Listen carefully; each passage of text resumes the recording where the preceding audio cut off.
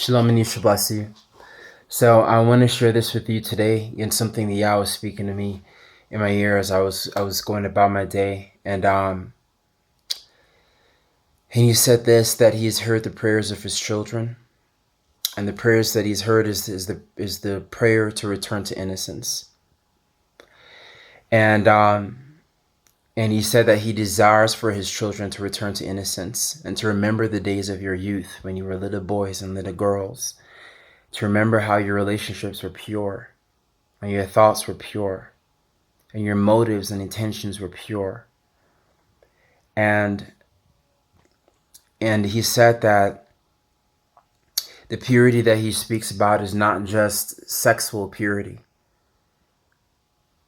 where we become sexually defiled, but he's speaking also about whether there was jealousy that entered in, or pride that corrupted our hearts, or bitterness or unforgiveness. All those things that took away from us and stole away from us our innocence. He says that he desires for his children to return to innocence and that he's heard their prayers.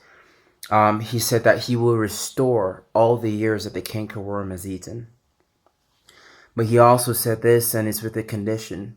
As he gave his life for you on that cross, and he came down from heaven, and he poured out his shed blood. Remember, Yahushua owns everything. Abba Yahweh owns everything. He created us. Our bodies belong to him. Our souls belong to him. Everything belongs to him. And so there isn't really anything that we can give to God. So when we receive Yahushua's gift he gave it his life, he gave it Calvary, and we've been saved, that is still God's gift to us. But he does want something from us. The only thing that he doesn't own by choice, he doesn't own because he gave us a free will.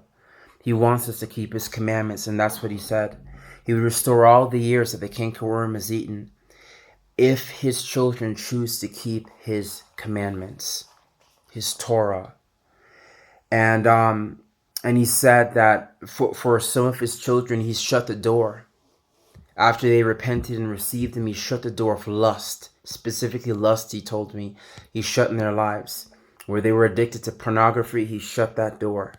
And he delivered them. Where they were masturbating, he delivered them. Where they were fornicating, he delivered them. But he said certain doors of lust will never be shut unless you fully keep his commandments. And he told me to put away from yourself all the pagan practices. And again, Christmas, Easter, all these are pagan practices. And now this is something that may be a hard pill for some to chew, because they love Christmas and this is the time where they gather with their family. But you have to know where these things come from. These things are doors to your life. If you want full deliverance from the spirit of lust, as it comes to your mind and tries to defile your mind, and your flesh rises up to desire things that you know God hates. This is the reason why some people fall back into lust and back into pornography and into fornication and these things, because the doors weren't fully shut. And I'm not saying everyone has fallen back into it, but some have fallen back into it. And he wants to shut all doors so that the temptations will cease in your life. And I'm not saying all temptations, but the doors by which the demons come through will be shut. And he said again, Christmas and Easter, these are open doors to the enemy. And if you do your research and learn about these things, what is the Christmas tree? It talks about in Jeremiah not to do that. And it specifically describes the Christmas tree, not to do it. The star that's on the top represents the female genitalia. And the pointedness of the tree represents the male genitalia. The balls that you hang on the tree represent the testicles. Like these are things that you just make up. These are real. Where do these practices come from? Easter is actually a time of fertility. It's a time of immorality, sexual immorality. And when you do these things, when you celebrate these things, you open such a door to a spiritual depression in your life and temptation.